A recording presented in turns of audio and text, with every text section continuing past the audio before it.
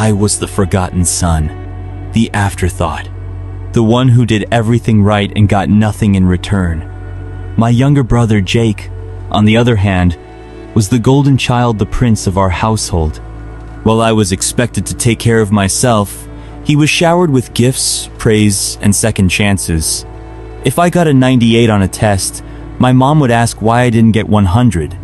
If Jake barely scraped by with a 65, they threw him a damn parade. I should have seen it coming. The favoritism, the lies, the eventual betrayal. But I was naive. Jake wasn't just spoiled, he was a nightmare. He'd steal money from my wallet, lie about me to our parents, and somehow always get away with it. If I called him out, I was being dramatic. If he failed at something, it was my responsibility to help him. If I refused, I was a selfish older brother. By the time I was a teenager, I had developed a strategy: keep my head down, stay out of his way, and wait for the day I could finally escape. I worked hard in school, got a scholarship, and left home as soon as humanly possible. And for a while, it worked. I built a life for myself. I got a great job in tech, married my college sweetheart Emily, and thought I had finally put the toxicity of my childhood behind me. I was wrong. While I was building a future, Jake was busy tearing his apart. He blew through college tuition that my parents paid for, partying. He hopped from one job to another, never lasting more than a few months. When our parents bailed him out of his financial messes, he'd promised to change, only to screw up again, and again, and again. Then came the ultimate betrayal. Jake had always flirted with Emily, but I never took it seriously. He was charming in a sleazy way always, knowing how to say just the right thing to make someone feel special. I trusted Emily. I never thought she'd actually fall for it, but she did. One night, I came home early from work. Emily was acting weird, flustered, nervous. I brushed it off until I saw a text pop up on her phone. A message from Jake. "Last night was amazing. I can't stop thinking about you." I felt like I had been punched in the gut. I confronted Emily, and after a pathetic attempt at denial, she finally broke down and confessed. It had been going on for months. My brother, me own flesh and blood, had been sleeping with my wife behind my back. I saw red.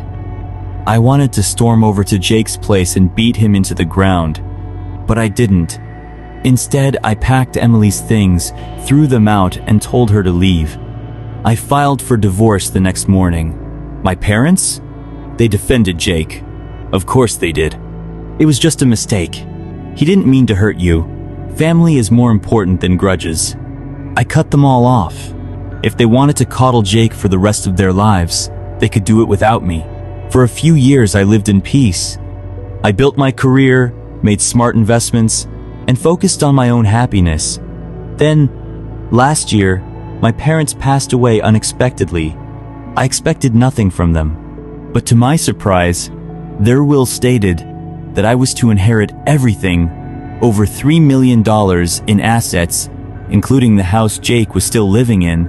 Turns out, even they had finally realized what a screw-up he was. And just like that, Jake the golden child, the one who had been handed everything, was left with nothing. He showed up at my door 2 weeks later, looking worse than I'd ever seen him. "I need your help, man," he said, eyes hollow. "Mom and Dad left me with nothing. I have nowhere to go." I took a slow sip of my coffee, savoring the moment. "That's rough, Jake. Come on," he pleaded. "We're family." I leaned back. "Oh, now we're family? Were we family when you slept with my wife? Were we family when you let Mom and Dad treat me like I didn't exist?" "I made mistakes," he muttered. "I know that, but I'm trying to change. I just need a place to stay just for a little while." I stared at him for a long moment before giving him my answer. Number. For the first time in his life, Jake had to face real consequences. I sold the house he was living in, cut him off financially, and left him to clean up the mess he had made. As I watched him walk away, I felt no guilt, no sadness, just satisfaction. Jake had spent his whole life stealing from Memmy childhood, my peace, my wife. But this time, the only thing he stole was his own future.